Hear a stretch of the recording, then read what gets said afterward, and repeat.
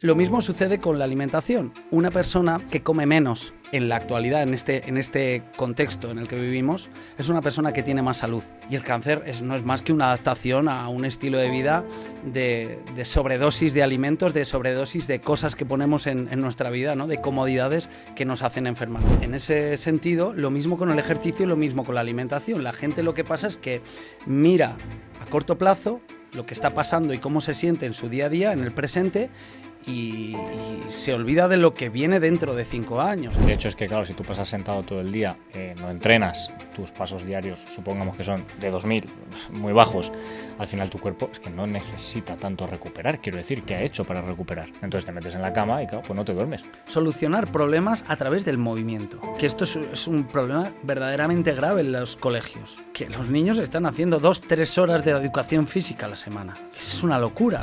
Sí que hay intereses económicos detrás de los grandes lobbies de las industrias farmacéuticas y alimentarias, pero no es que ellos quieran que nosotros enfermemos, sino que ellos están en su libre mercado comercializando con ciertas cosas que hacen que el cliente final, que somos nosotros, se lo compremos. Lo hacen tan bien que nosotros entramos en esa rueda, se lo compramos y como consecuencia enfermamos. Alright, bienvenidos un día más a Crudo por Venice. Hoy tenemos con nosotros a un invitado muy especial para hablar de algo que nos atañe y nos afecta a todos, la salud. Pero vamos a hablar de ella de una manera integral, tratando entrenamiento, hábitos y mucho más. Es un episodio que sí o sí te interesa y te afecta. Para hablar de todo esto, como he dicho, tenemos con nosotros a Víctor Tellez. ¿Cómo estás? Alex, muchas gracias por invitarme a tu podcast. Encantadísimo, porque me encanta que me entrevisten de vez en cuando, no ser yo siempre el que está ahí intentando sacar las palabras, así que preparado a exponer y a decir todo lo que haga falta. Claro, tú tienes un podcast, pero entre otras cosas eres emprendedor, eres divulgador de salud, eres muchas cosas. Para quien no te conozca, danos una presentación rápida. Pues soy un culo inquieto del mundo de la salud, además obligado porque precisamente una persona que ha sido toda la vida un torbellino, que todo lo que se ha planteado hacer lo ha hecho pasado de vueltas y eso me ha traído bastantes problemas, entre ellos de salud. Y de los 20 a los 30, digamos que mi vida desde el punto de vista de la alimentación, de los hábitos, no era ni mucho menos algo o alguien a quien seguir, y eso me trajo pues disbiosis intestinal, problemas, relaciones sociales. Digamos que lo que es el marco claro de una persona que está enferma, pero claro, cuando ya sabes que de verdad la salud no se aborda desde ir al gimnasio y mover pesas, sino que tienes que entenderlo desde un punto de vista mucho más amplio, ese era yo, y me obligó a tomar una decisión, o hacia adelante o hacia atrás, o en realidad que ir hacia atrás es quedarte estático, que es la decisión que toma la mayoría de las personas, y esto es lo que hay, el mundo es así, y entiendo que no hay otra alternativa. Me medico, hago lo que me dicen en la tele que tengo que hacer, cremas y el ego, ¿no? Y discutir con la gente para yo tener la razón. Eso era yo antes, pero yo no quería estar ahí. Entonces quería avanzar, quería tener bienestar, junto con que a su vez yo emprendí una carrera relacionada con el ejercicio físico, me formé como entrenador personal. Y además empecé a ver esa relación directa entre personas que tenían dolores articulares, problemas, lesiones, con que había también ese componente de hábitos de vida que a su vez me resonaba mucho porque yo había pasado por ahí. Entonces empecé a atar cabos y bueno, con el paso de los años, digamos que fue un paralelismo, mi vida y la vida de mis clientes.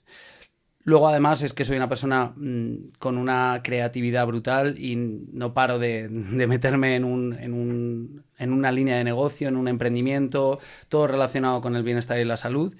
Y precisamente lo que tengo que hacer continuamente es frenarme los pies para poner más foco en cada uno de ellos. Pero bueno, ese es un poco el resumen, ¿no? Sí. Al final, el propósito de este episodio es aportar valor sobre la salud, concebida de una manera holística, y poder ayudar a las personas a identificar, bueno, pues qué están haciendo mal o por qué les pasan ciertas cosas, aportar valor al final, ¿no? Para ti, Víctor, ¿qué sería la salud? ¿Cómo la definirías? Pues bueno, tengo ahí definición que la he comentado un par de veces y es que por más vueltas que le doy no termino de salirme de ahí, que lo veo clarísimo. La salud para mí es minimalismo y el minimalismo está completamente fuera de lo que nos han vendido como salud. Es decir, ahora mismo cualquier persona que se plantee lo que es salud es necesito ir a un gimnasio, apuntarme a un gimnasio, necesito comprar carne o vegetales ecológicos de última y mejor calidad, necesito comprarme un filtro para el grifo del agua que me quite los metales, necesito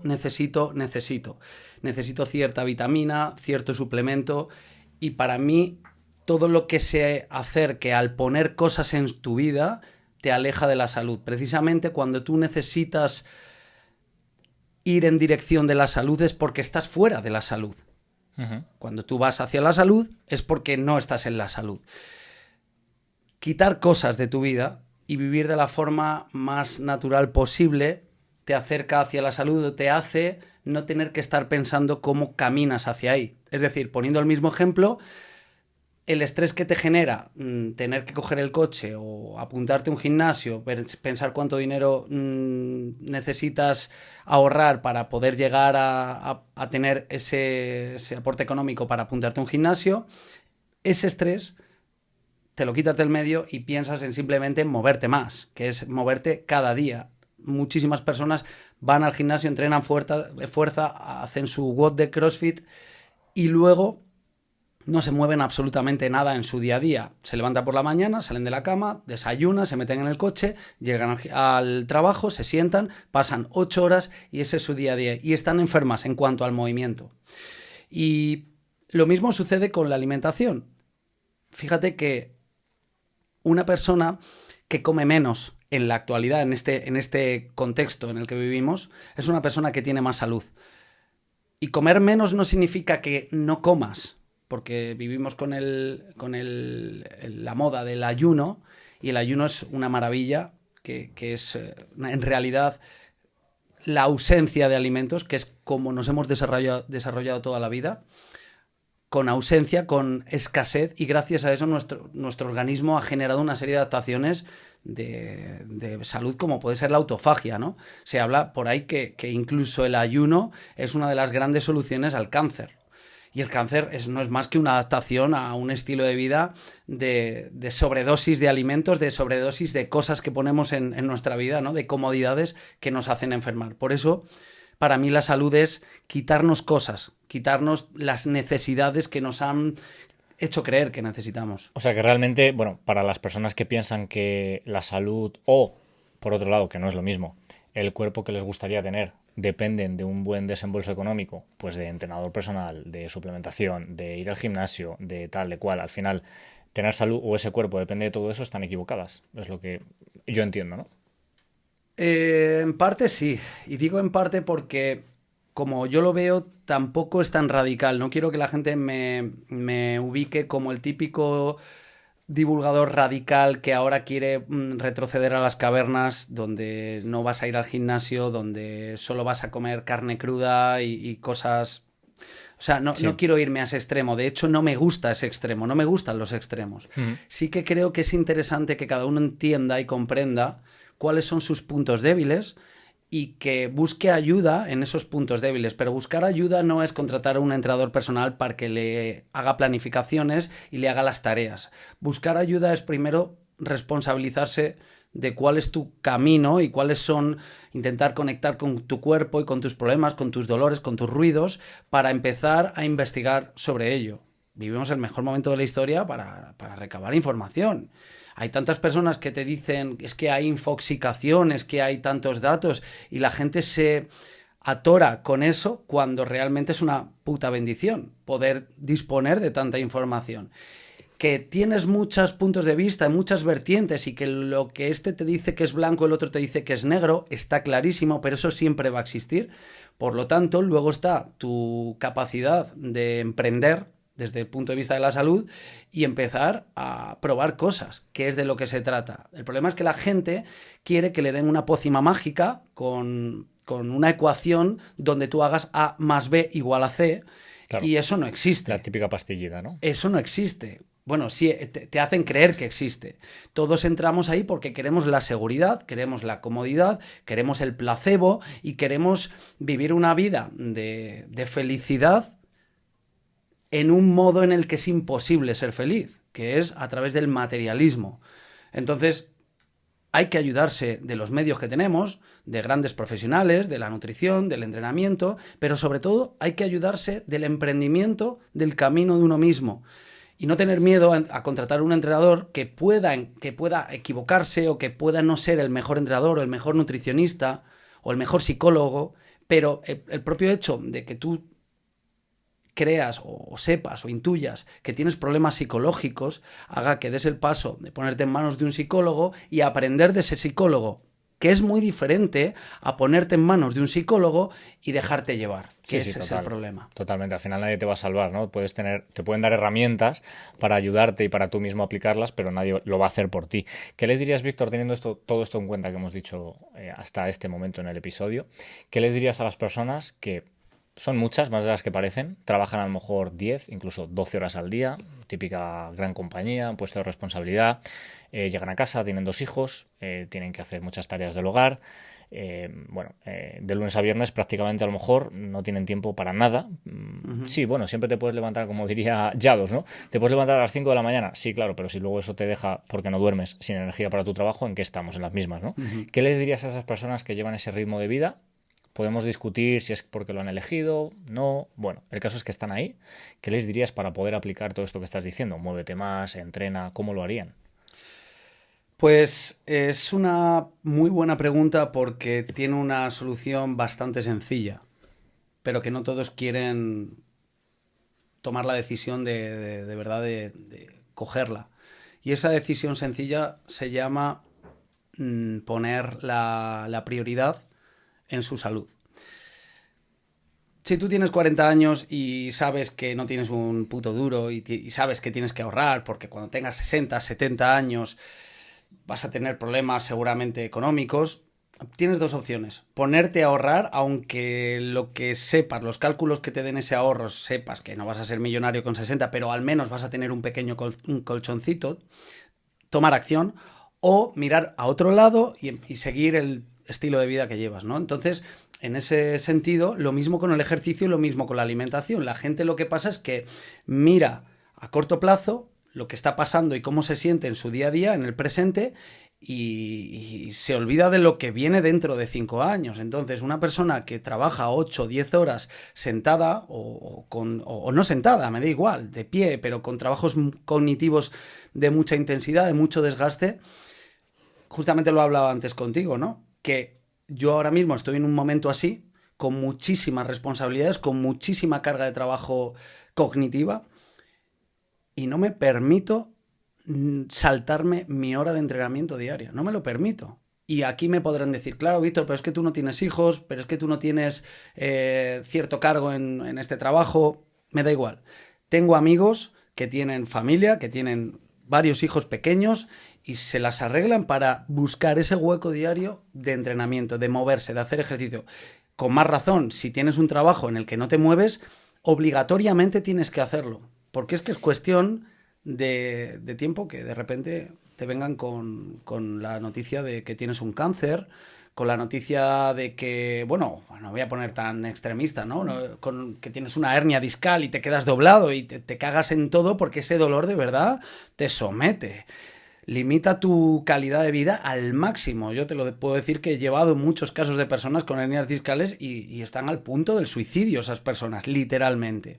Entonces, cuando empiezas a darte cuenta que andar, el simple hecho de andar, es una oportunidad increíble para vivir bien, entonces es cuando empiezas a poner sobre la mesa la posibilidad de que todos los días tienes que meter ese eurito en la hucha del ahorro de la salud. Yo hablo mucho del ahorro de la salud porque, de verdad, esas personas que dicen que no tienen tiempo, en realidad lo que no tienen es la prioridad de su salud. Has hablado de andar, Víctor. Aquí distinguimos lo que es entrenar de movernos. Andar no es entrenar, es parte de ese movimiento diario que hay que buscar, que hemos comentado. ¿Tú estás de acuerdo con esa, vamos a llamar, prescripción general de que lo ideal es dar al menos 10.000 pasos al día?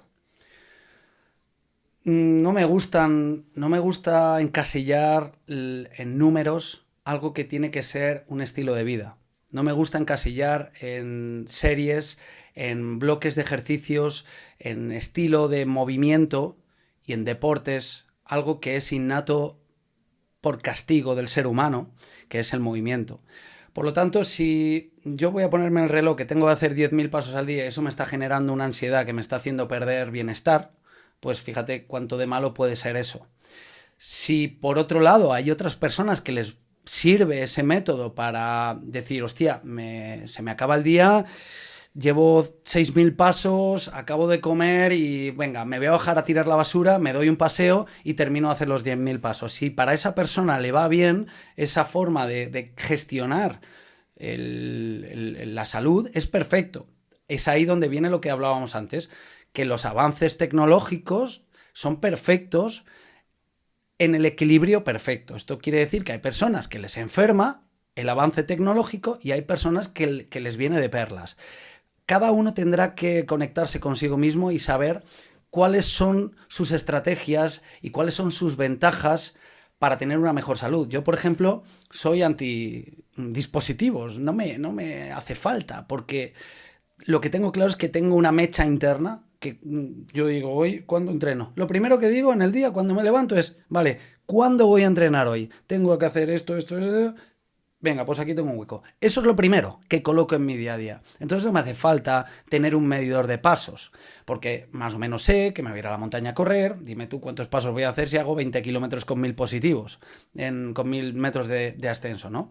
O a lo mejor no me hace falta, porque yo ayer a lo mejor no di ni 3.000 pasos, pero me da igual, porque la acumulación de mi movimiento de una semana es 100.000 veces superior a lo que sería hacer todos los días 10.000 pasos. Ese es el equilibrio. Estar conforme... Esto lo decía el otro día en una publicación. Tener la cuenta bancaria de salud desbordada. Lo del ahorro. Si tú hoy metes 10 euros en la hucha, si mañana metes 20 euros, si al día siguiente metes 1 euro, al día siguiente metes un céntimo, al día siguiente metes 50 euros, tú esa cuenta de la salud bancaria la tienes desbordada. Por lo tanto, si llega un día y dices, no voy a hacer 10.000 pasos porque no puedo, porque tengo 3.000 cosas que hacer y estos compromisos y el podcast y tal, estás tranquilo. Y tu cuerpo hasta lo agradece. Sí, porque un día no pasa nada. Claro, el problema es que la gente va por debajo, va en números rojos. Claro. Y si tú vas en números rojos, vas a préstamos. El gasto que te venga te jode. Vas a préstamos. ¿Sabes lo que son los préstamos? El dolorcito de la rodilla, el dolorcito del lumbar. Los préstamos se aplazan con medicamentos. Se aplazan con avances tecnológicos que te van dando chances para que estés mejor. Es decir, ciertos suplementos, como te decía, de repente tienes un dolor de espalda y no estás desesperado y no sabes qué hacer, ahora tienes que ir a contratar un entrenador personal. Ya vas a préstamos, ¿no? Entonces, si tú vas ahorrando y entiendes que el movimiento forma parte de tu vida y vas con esa cuenta desbordada, no hay fallo, vas por delante. Al final esto conecta un poco con lo que hemos hablado, bueno, en muchísimos episodios de este podcast, que es que el desarrollo personal y el autoconocimiento es un poco la base de todo, ¿no? Porque en la medida en la que tú te conozcas a ti mismo, puedes aplicar todo esto que hemos hablado, que son diferentes herramientas y posibilidades, a lo que a ti te funcione, ¿no? Pues si sabes que medir las cosas de cierta manera te da ansiedad, pues sabrás que eso no es una solución ni una herramienta para ti, ¿no? Al final, autoconocimiento y desarrollo personal en ese sentido. Víctor, tú divulgas mucho también por redes sociales, sobre todo, si no me equivoco, Instagram sería como tu principal, ¿no? Al margen de que tengas el podcast y demás. Y las redes sociales tienen una cara muy buena y luego tienen la cara muy mala, ¿no? Que es que todo lo que se divulga o se dice que no es cierto, pues al final llega a muchas personas, ¿no? ¿Cuáles dirías que son, por poner un número, los 3 mitos sobre el ejercicio que todavía siguen latentes y que más perjudican a las personas? Porque no son ciertos, ¿no? Como a lo mejor te puedo ayudar en uno. No pain, no gain. Es decir, que cuando vas a entrenar te tienes que reventar, porque es que si no, no hay beneficio, ¿no? Ese sería uno, por echarte un cable. Pues a ver, A mí es que el mito que más ruido me hace y que es un mito muy nuevo y que cada vez está más en auge y más en proliferación porque les viene de perlas precisamente a divulgadores, sobre todo a divulgadores, y se lo están contagiando a los haters, es esto de dime qué evidencia científica tiene esto que tú me estás contando.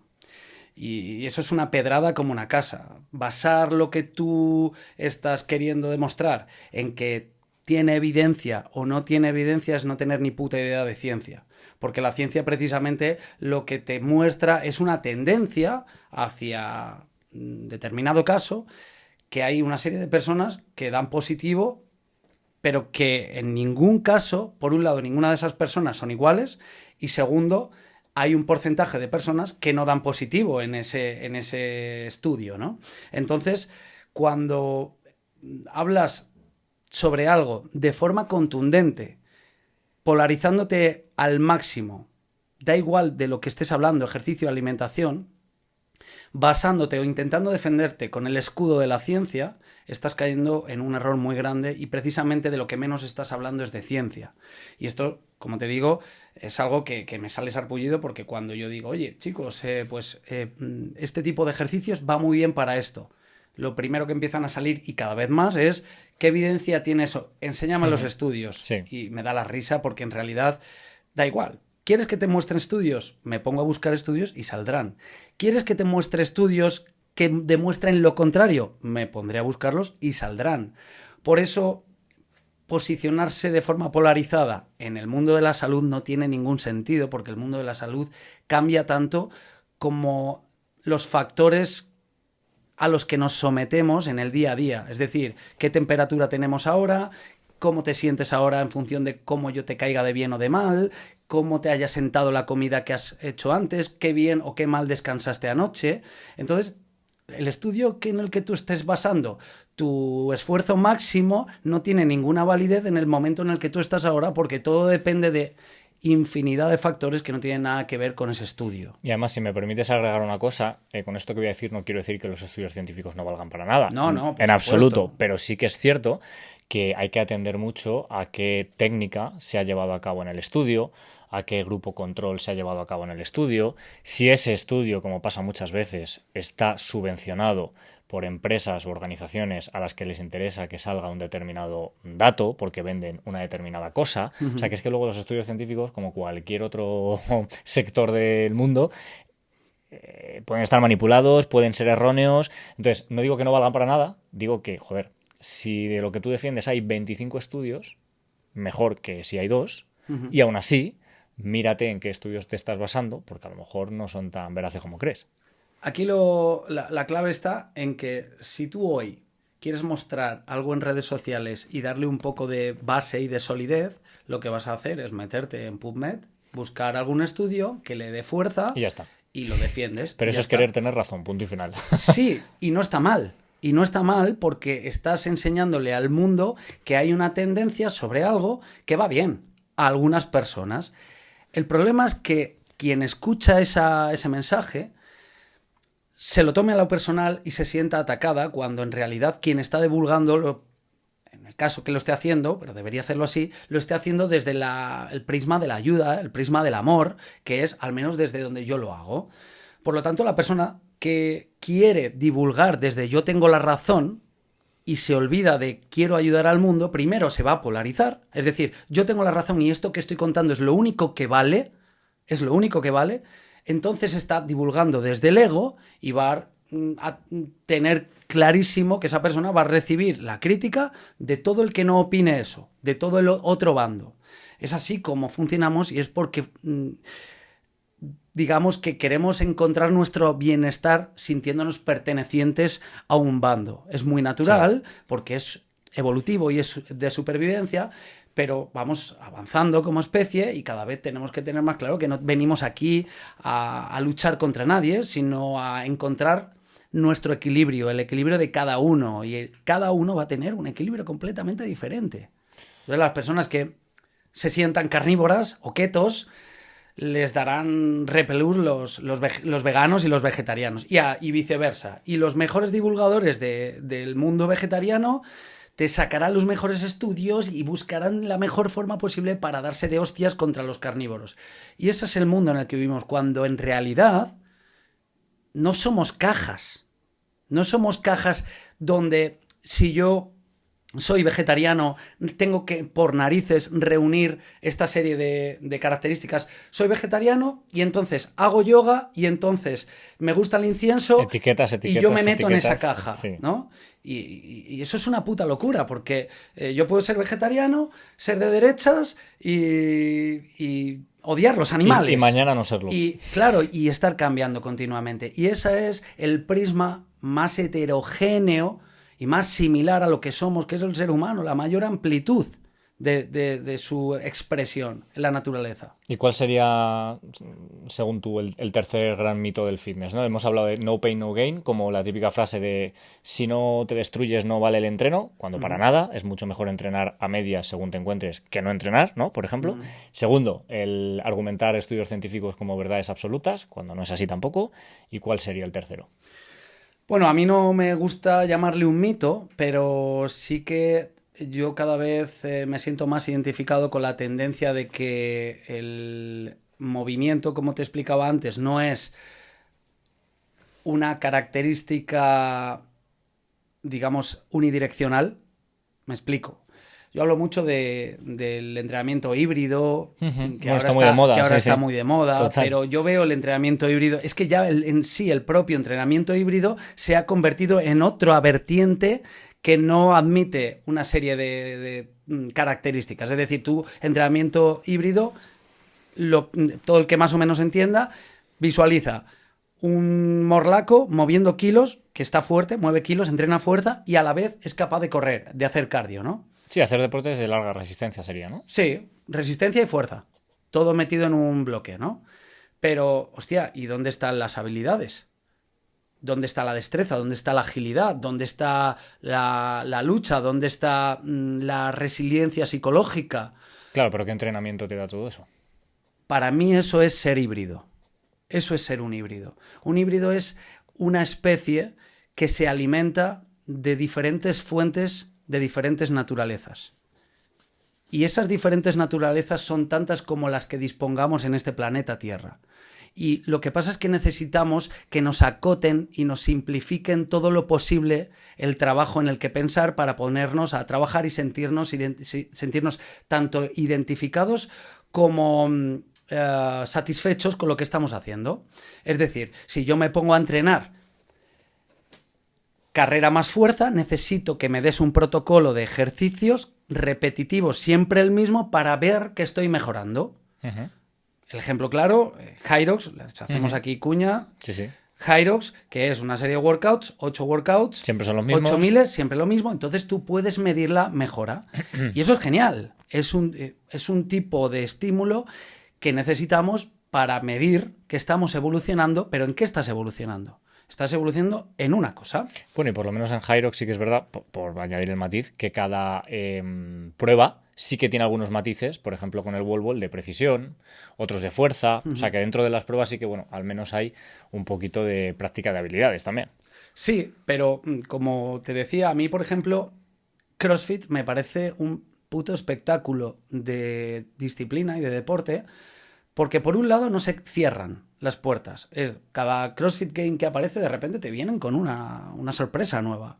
En el último que vi había que hacer muscle ups, me acuerdo las tías haciendo muscle ups invertidos y luego el handstand walk y cada 5 metros un push up. Y en realidad eso lo habían sabido 24 horas antes. Y eso es el ser humano. ¿Lo han entrenado? Sí, pero no en ese contexto, claro, y no en esa frecuencia de trabajo. Por lo tanto, esos deportistas son híbridos, tienen que estar preparados para lo que venga, que esos somos nosotros, somos los seres humanos.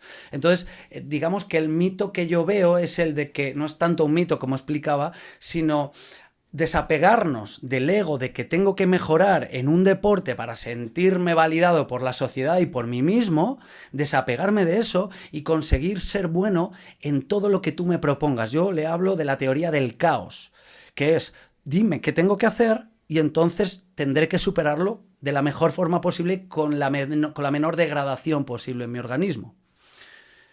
O sea que para ti realmente un entrenamiento completo no sería el de, por ejemplo, un atleta híbrido o mal llamado híbrido, como has dicho tú, sino realmente, por ejemplo, el CrossFit. Sería una disciplina mucho más completa porque trabaja o intenta trabajar todas las capacidades, ¿no? Creo que un atleta de CrossFit es una persona muy bien preparada para el reto y el desafío que quiere afrontar en cada momento de forma inesperada.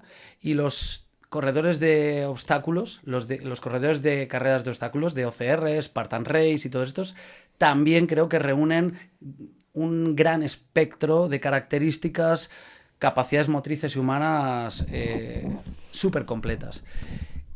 Esto no quiere decir que todos los humanos tengan ahora que ponerse a hacer CrossFit y OCRs. No, claro. No tiene nada que ver. Yo, por ejemplo, lo que hago es, una temporada me pongo un objetivo de resistencia, ultra trail, por ejemplo, y me pongo a entrenar con una carrera que me pongo a 6 meses vista de 60 kilómetros, o de 50 o de 40 kilómetros con 3.000 metros acumulados de positivos. Y ese tiempo, el 80% de mis entrenamientos son para eso. Por lo tanto, yo empujo el techo de mis capacidades de la resistencia en ese marco de deporte. Ese 20% que me queda, de tiempo y de ejercicio, hago que mis otras capacidades no se vayan a tomar por saco. Entreno fuerza, entreno habilidades, hago muscle ups, hago el pino. Y entonces soy capaz de estirar el chicle de mi salud, de mis habilidades, y que cuando yo tenga 60 años haya una reserva cognitiva guardada ahí para que yo sea capaz de hacer una habilidad que no es porque haya que hacer una habilidad, es que las habilidades son recursos que te salvan la vida en determinados momentos, en un resbalón, en una caída por las escaleras, en cualquier momento. Y esto, aunque te puedan decir que eso es muy ilusorio, que eso ya no va a pasar, eso pasa. Hay un índice por ahí de muertes altísimo por traumatismos. Hay, no recuerdo, ¿vale? No me voy a mojar, pero es altísimo. La gente se muere porque se cae. Sí, de hecho, eso que estás diciendo es completamente cierto. Está demostrado, no sé si con estudios científicos, que el declive en la tercera edad suele provenir cuando hay un accidente de ese tipo, andando por la calle, porque no tienes buena musculatura en las piernas, te tropiezas y vas al suelo. Entonces ahí ya tienes algún tipo de lesión grave, como puede ser la rotura de la cadera, etcétera. Eso ya te merma la movilidad y eso es el principio del fin. Porque no te puedes mover, cada vez te mueves menos porque no te puedes mover, hasta el punto en el que ya no te puedes ni levantar y bueno, pues ya sabemos todo lo que pasa, ¿no? Y ahí viene, que aquí sí me he acordado de uno que sí es un mitazo, y que yo lo he defendido a morir y que ahora lo entiendo mucho mejor, y es que hay que conseguir la masa muscular a toda costa. La masa muscular hasta el final. La masa muscular es nuestro salvavidas. No. La masa muscular es necesaria como el resultado de las habilidades humanas. Y conseguir masa muscular a toda costa, hasta índices que no son naturales, también es malo.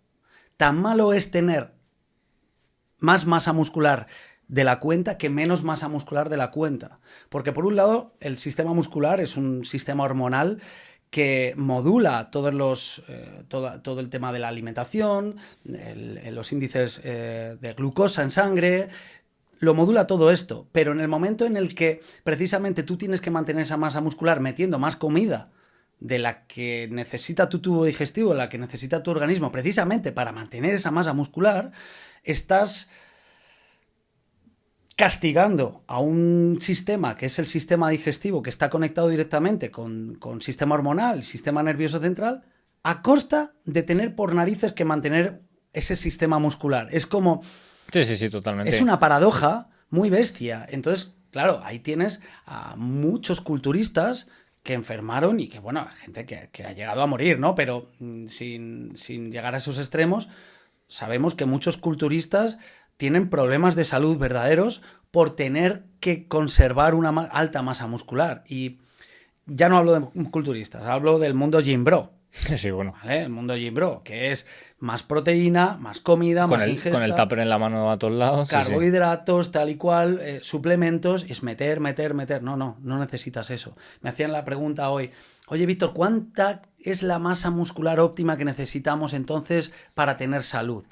Yo lo tengo muy claro. Mira, ahí viene un poco más otra vez la línea del principio del medir. Medir. Es que no tenemos que medir cuánto perímetro tenemos ni cuánto índice de masa muscular tenemos. ¿Sabes cuál es el mejor medidor? ¿Cuántas flexiones eres capaz de hacerte? Claro. ¿Cuánto peso eres capaz de mover en peso muerto? ¿Cuántos muscle-ups eres capaz de hacer? ¿Eres capaz de soportar tu propio peso en invertido, haciendo el pino? ¿Eres capaz de subir a una montaña corriendo? Aunque es una forma de medir, ¿vale? Que hemos dicho que a lo mejor no es lo ideal. Para mí, que yo tengo ahí mi propia versión, es que si tú puedes mover el doble de lo que pesas en sentadilla, peso muerto, e idealmente ya press banca también, tu índice de fuerza es de un 9/10 o de un 10/10. No necesitas más. Claro, ahí tiene que ver lo que tú peses. Claro, si eres un tío de 100 kilos, pues estamos hablando de mover 200 kilos. Y si eres una mujer de 50, pues estamos hablando de mover 100. Eso se adapta a cada persona. Claro.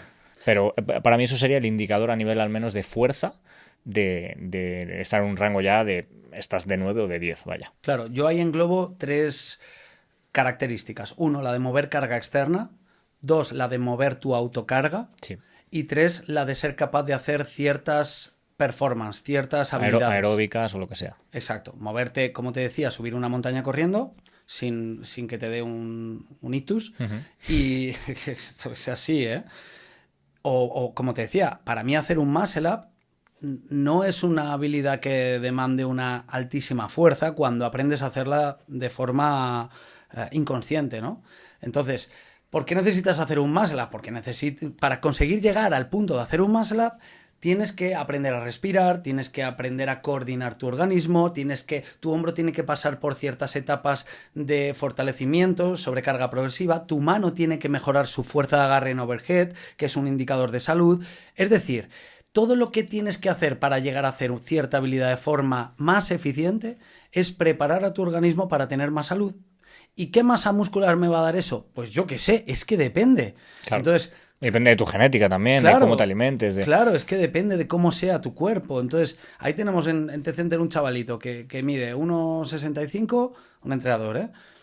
Y que está fortísimo. Se sube las barras, tenemos unas barras de dominadas que van consecutivas y va subiendo una a otra, llega arriba, se hace un muscle up, baja. O sea, ¿por qué? Porque está fino y porque está fuerte. Y le ves y está fino. Y cualquiera que le vea dice, estás delgado. ¿Necesitas masa muscular? No. Pues este chaval no necesita más masa muscular porque su propio cuerpo es el que modula eso. Al final sería un poco el resumen, ¿no? Entrenar para la vida y no para verte más grande en el gimnasio, ¿no? Sería un poco el resumen. Hemos hablado mucho de entrenamiento, un poquito de salud, pero quiero hablar de 2 conceptos que me parecen muy interesantes y no quiero dejarlos fuera del episodio. El primero sería un poco el precursor, o así lo veo yo, de todo lo que estamos hablando, que son los hábitos. Creo que al final los hábitos definen, por un lado, tu carácter y por un lado lo que puedes llegar a hacer, ¿no? Porque muchas personas que nos escuchan dirán, joder, si es que a mí lo que me cuesta es mantener la constancia durante más de un mes entrenando. Me da igual si es correr, natación, me da igual, pero no aguanto eso. Al final eso viene porque no tiene cultivados ciertos aspectos de su persona, como es la fuerza de voluntad, la disciplina, la constancia. Y al final todo eso influye en todo, en la capacidad de mantener una dieta, en la capacidad de mantener un entrenamiento, en la capacidad de ser honesto contigo mismo incluso, ¿no? Forja tu personalidad. ¿Qué hábitos consideras tú los más potentes para alguien que ahora mismo nos está escuchando y diga, vale, entiendo lo que es un hábito, que es una acción repetida en el tiempo, ¿no? Pero ¿por dónde empiezo? O sea, ¿cuáles son los hábitos que yo podría adquirir para forjar una personalidad que me permita ser constante entrenando, tener disciplina, etcétera? Me gusta mucho tu pregunta porque estoy trabajando en un concepto que se llama metahábito. El metahábito se aleja del hábito y de hecho es prácticamente opuesto en el sentido del orden en el que lo abordas. Las personas fracasan una y otra vez en sus hábitos porque les falta la base, que es el metahábito. Una persona que no se mueve a diario de forma abundante y sin pensar, es decir, moverme porque lo necesito, nunca va a conseguir instaurar el hábito de ir al gimnasio a entrenar fuerza. Digamos que es el siguiente nivel. Una persona que no se mueve a diario y no le da el sol, en las horas en las que le tiene que dar el sol, tampoco va a poder descansar en la noche y no va a poder tener la energía y el estado de ánimo que necesita para tener unas buenas relaciones sociales y para poder tener ánimo para irse al gimnasio ese día y hacer ejercicio.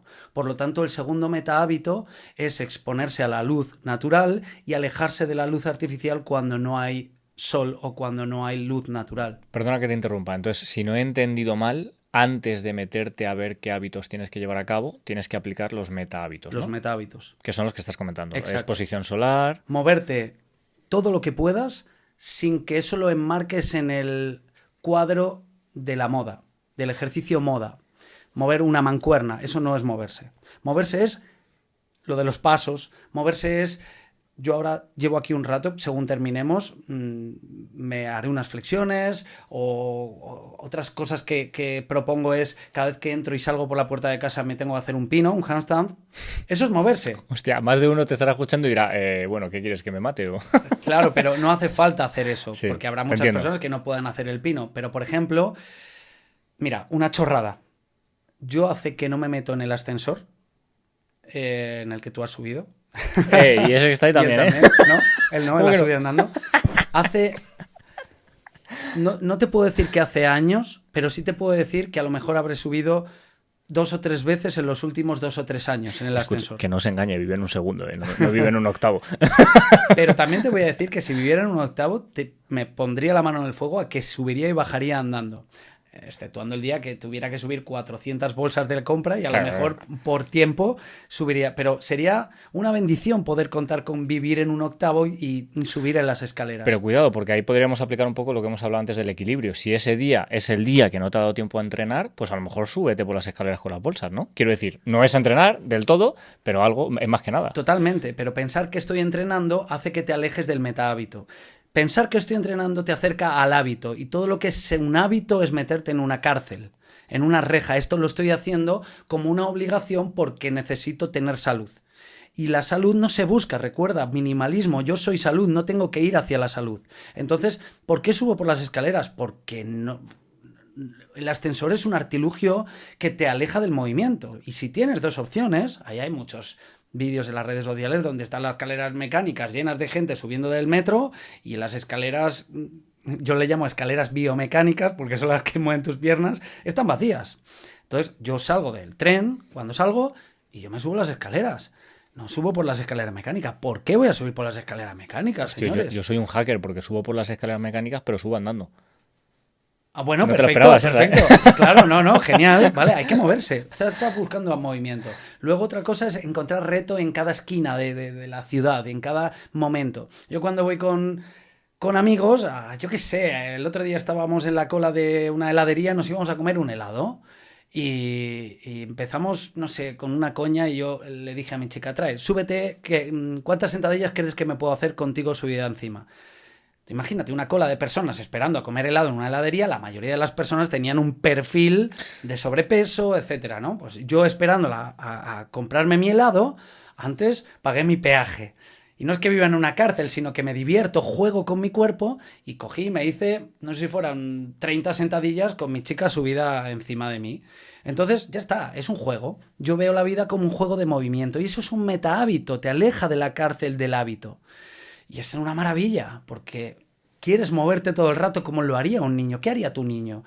Si tú retrocedes a tu niñez, ¿cómo te movías cuando tenías 6 años, 7 años? ¿Qué hacías continuamente? ¿Cómo te desplazabas? ¿Te subías en un bordillo? ¿Intentabas subirte a un banco? ¿Te arrastrabas? ¿Te subías en una valla? Oye, ¿por qué no vamos a hacer lo mismo? El otro día, mi querido Antonio Valenzuela me dijo que la policía le llamó la atención porque estaba en una parada de autobús y, bueno, Antonio Valenzuela, quien le conozca, es un tallo, mide un 85-90, ¿no? Más o menos por ahí. Y se subió y se puso a hacer dominadas en la parada de autobús y que paró la policía y le dijo que qué hacía, señor, que se bajara de ahí.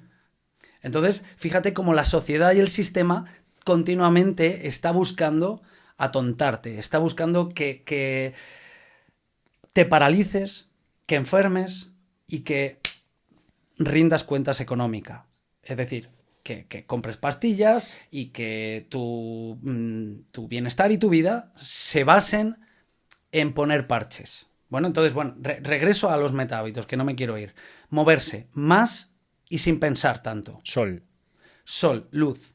Ese es el siguiente. Y como decía, el siguiente meta hábito va de la mano, que es el descanso. Dormir. La gente no duerme porque uno, está siempre en la cabeza, tú solo puedes salir de la cabeza cuando vas al cuerpo, y si tú no haces ejercicio no vas al cuerpo. Tú sales de la cabeza yéndote al cuerpo y sales del cuerpo yéndote a la cabeza. Eso es un efecto sierra, un efecto de vaivén, el cual nuestro organismo ha aprovechado durante nuestra historia como ser humano para evolucionar. La superación de los retos y de las adversidades necesariamente tienen que darse con este efecto sierra. Es decir, yo tengo un problema y lo soluciono con movimiento. Y cuando me muevo, tengo que volver a la cabeza a pensar para plantear de qué manera es la más eficiente para solucionar ese problema. De esto saben mucho, por ejemplo, los militares. Un militar que va a una confrontación tiene que tener la capacidad de decisión en cada momento en el mayor estrés posible. Momentos, trifurcas, armas. Imagínate cómo se pone el sistema hormonal, el cortisol, el estrés de la persona en esos momentos. Pero sin embargo, esas personas tienen que estar muy concentradas y no perder el análisis de la situación en cada momento. Están continuamente manejando cuerpo y mente, cuerpo y mente. Nosotros en esta sociedad estamos todo el rato en la mente, continuamente en la mente. Y luego no tengo tiempo para hacer ejercicio, para irme a entrenar. Entonces, tu sistema se atrofia a todos los niveles y te lleva a la enfermedad, al malestar. ¿Y eso hacia dónde te lleva? No duermo. Claro. ¿Y qué hago? Me tomo melatoninas. De hecho, es que, claro, si tú pasas sentado todo el día, no entrenas, tus pasos diarios, supongamos que son de 2000, muy bajos, al final tu cuerpo es que no necesita tanto recuperar. Quiero decir, ¿qué ha hecho para recuperar? Entonces te metes en la cama y, claro, pues no te duermes. O sea, al final, para tú dormirte, tienes que provocar un cansancio, ¿no? Una necesidad de dormir. Entonces, al final va todo de la mano. Solucionar problemas a través del movimiento. Que esto es un problema verdaderamente grave en los colegios. Total. Que los niños están haciendo 2-3 horas de educación física a la semana. A la semana, eso es. Es una locura. Que debería ser una al día. Un poco para que cojan ese hábito, llámalo como quieras, y al final moverte ese rato al día. Y que relacionen el movimiento con la resolución de problemas. Yo no me enfoco tanto en que haya que poner más horas de educación física, sino que los profesores tengan que pasar una serie de pruebas físicas para ser profesores, igual que los médicos, igual que los sanitarios. No me gusta tener que enseñar a través de la obligación, sino a través del ejemplo. Si los profesores se están moviendo y tienen cuerpos fit porque se cuidan, porque comen lo que tienen que comer y descansan, entonces, ¿qué te crees que les van a enseñar a los chavales en las escuelas? Pues de la hora que hagan de estudio, seguramente 10 minutos estén andando y resolviendo problemas en movimiento. Por ejemplo, ¿no? Un amigo me decía, ¿y qué propones? Y digo, no lo sé, si yo fuera profesor ya pensaría qué propuesta ajustar a la resolución de problema de matemáticas de ese día.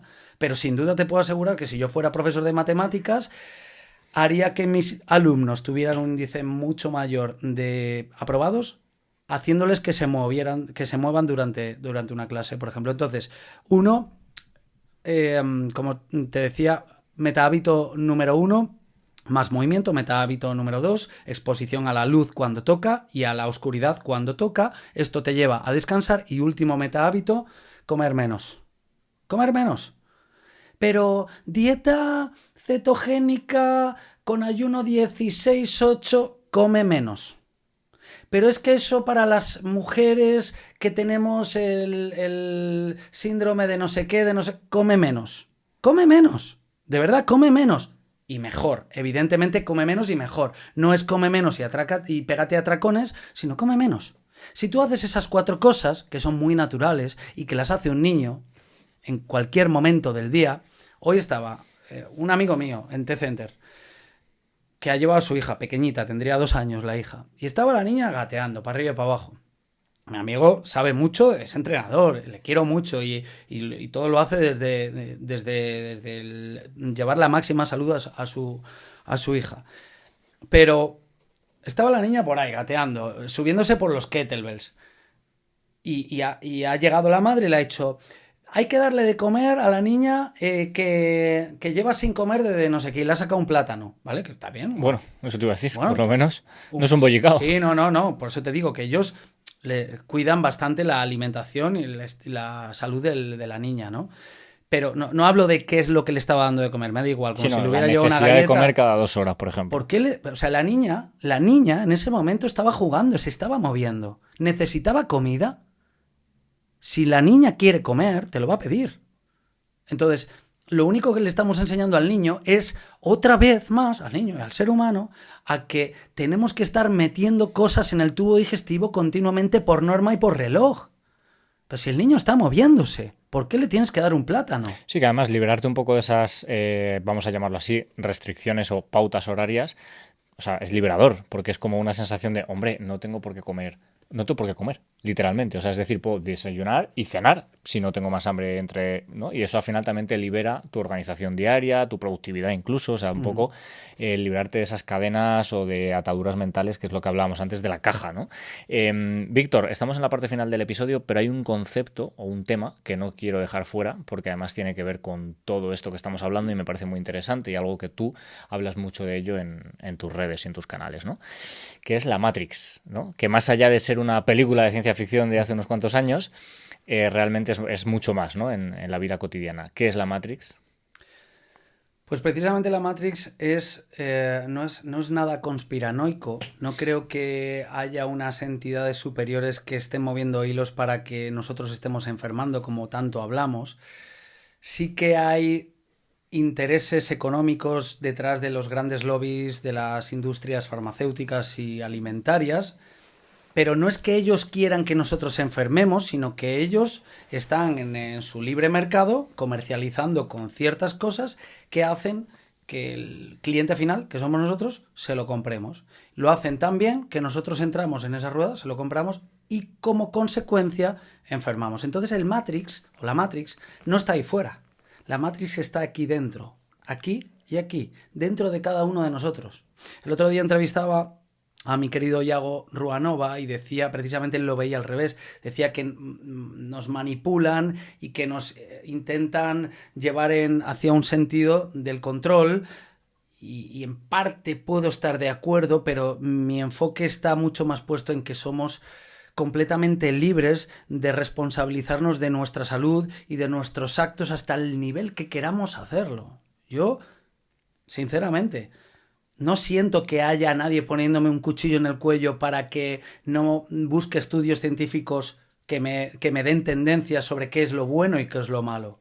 Yo tengo ahí una despensa de alimentos. En general, el 98% de los alimentos que hay son alimentos. Y podrán alguno tener más salmón, más metales o tal.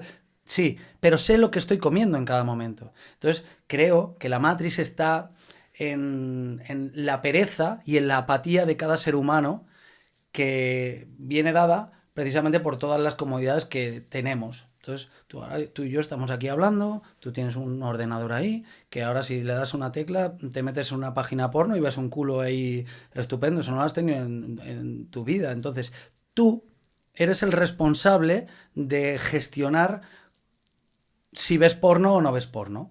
Tú eres el responsable de saber dónde comprar tus alimentos y saber que si vas al supermercado de ahí, pues el 90% de lo que vas a comprar es basura cósmica. Y tú eso lo sabes, ¿no? No ha venido nadie a contártelo, lo has buscado tú. Entonces la Matrix es nosotros mismos. Cada uno de nosotros somos nuestra propia Matrix. ¿Cuánto quieres salir tú de tu propio conformismo y de tu propio ego y quieres avanzar hacia tu bienestar y quieres ser el divulgador del bienestar que tú quieres para ti, para tu entorno y toda la gente que está a tu alrededor? Eso es salir de la Matrix. Sí que, o sea, estoy de acuerdo contigo en el que, por resumirlo o definirlo, que la última palabra la tienes tú, ¿no? Que por mucho que pueda haber incluso conspiraciones o lo que haya ahí fuera, al final tú decides sobre tu vida y demás. Pero sí que es verdad que, por ejemplo, basándome en las redes sociales, ahora está la cultura de la censura, pero además de la censura encubierta, es decir, que la gente no se da cuenta. Pero tú como creador de contenido, cuando llegas a unos puntos, ¿no? Y esto lo hablábamos hace un par de episodios o sea, un par de días con Rubén Gisbert, cuando tienes un determinado alcance, tú ya no puedes decir determinadas palabras, no puedes decir determinadas cosas. Entonces a eso se le podría considerar Matrix, en el sentido de que al final tú no puedes ni expresar tu opinión libremente, ni decir nada que vaya en contra de un discurso muy marcado. Entonces entiendo lo que tú dices, pero yo sí soy un poco más quizás conspiranoico y pienso que sí que hay una Matrix. Es decir, sí que hay unas directrices que no están escritas, ¿vale? Porque de ninguno podemos recurrir a verlas, pero están ahí. Si no, ¿por qué se censuran ciertas cosas? Sin que en ningún lado ponga lo que se censura. Claro, porque hay un poder económico detrás que es el que manda. Aquí lo que manda es lo que manda y es la pasta. Y quien pone el dinero ahí, si lo que se está mencionando en determinado escenario no interesa, ahí hay un poder grande y a eso le podemos llamar Matrix. Por supuesto, yo no digo que no haya una serie de intereses superiores que hagan que las cosas funcionen de determinada manera. Pero sí que tengo claro que, por ejemplo, yo hablo de salud, ¿vale? Sí, De salud. Eh, el tema de la libertad económica, libertad financiera de cada persona tiene un margen de mejora brutal. Vivimos en el único momento de la historia en el que prácticamente cualquier persona puede tener unas riquezas económicas altas sin, o sea, de forma currada, ¿no? Se lo tienen que currar, pero, hostia, yo cuando tenía 18 años y trabajaba en una tienda de ropa, 18 20 años, me miraba en el futuro y decía, hostia, voy a estar toda la vida cobrando 1.200 euros. Y no me lo quise creer. Y fui inconformista y a día de hoy considero que mis ingresos son muy superiores a la mayoría de la media, ¿no? Al menos.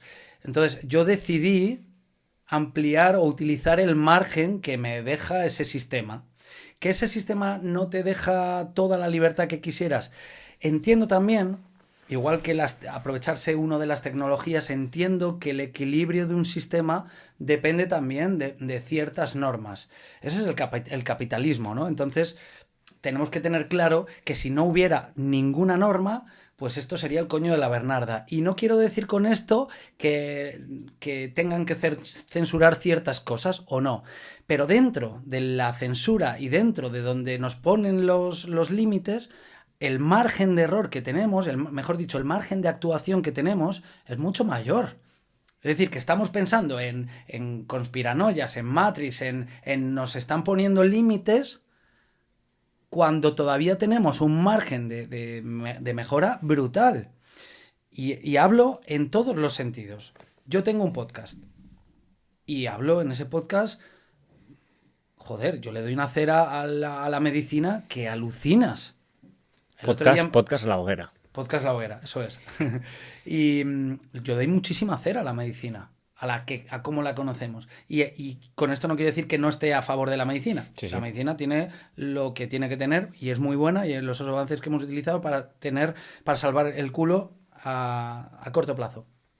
Pero considero que a mí me dejan bastante. Otra cosa es que llega un momento en el que mi megáfono sea tan fuerte y tan potente que haga daño, haga pupa a entidades muy poderosas y entonces me censuren. Es el juego del poder y estamos ahí.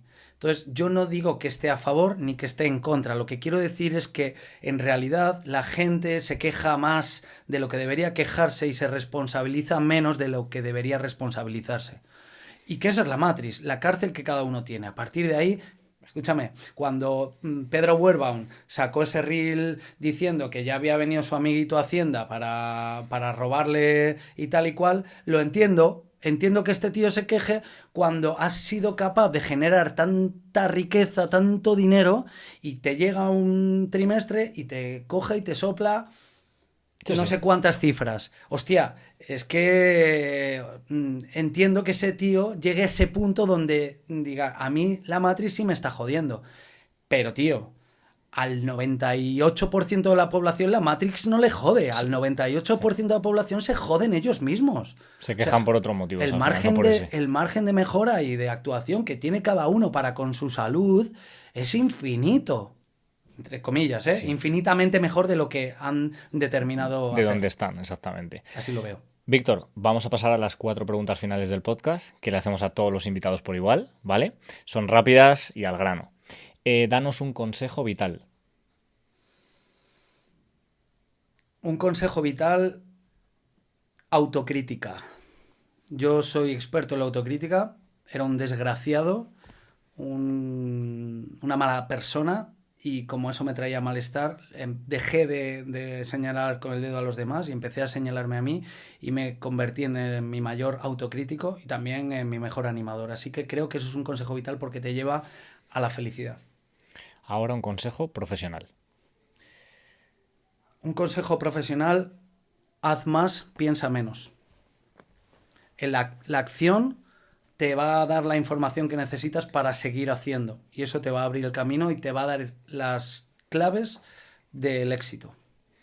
Ahora recomiéndanos a alguien el cual tú sigas su trabajo, puede ser cualquier tipo de profesional, y que al final nos enriquezca a nosotros también. Pues a mi querida Sari Arponen, es una divulgadora de salud excepcional, médico, escritora, y precisamente es muy autocrítica con todo lo que dice y con todo lo que ha hecho. Se ha salido en cierto modo de la cuerda de la caja. Sí, y hay que escucharla porque es un coco, sabe muchísimo y su forma de divulgar viene desde el motor del amor. Eso es lo más importante. Qué guay. Y última pregunta, que no es la misma que la tercera, ¿vale? Recomiéndanos a alguien que pueda venir a este podcast, que nos dé un buen episodio, pero que tú además nos hagas de puente, nos lo traigas tú, vaya. Muy buena pregunta esa, me la apunto para mi podcast. Pues vamos a ver, ¿a quién te puedo traer en algún ámbito en concreto? El que tú quieras. Alguien que normalmente siempre digo que cuando no se te ocurre nada, el primero, el que te venga a la mente. Eso es por algo siempre. Pues a Antonio Valenzuela, por supuesto. Antonio Valenzuela, perfecto, que además creo que está a punto de sacar libro. Es igual, le pasa como a Sari, mismas características, un tío con un liderazgo, con unos conocimientos brutales y con una verborrea espectacular, una calidad altísima. Pues Antonio, estás más que invitado al podcast. Víctor, muchísimas gracias por todo. Gracias, gracias por este episodio y nos volveremos a ver prontito. Gracias, tío.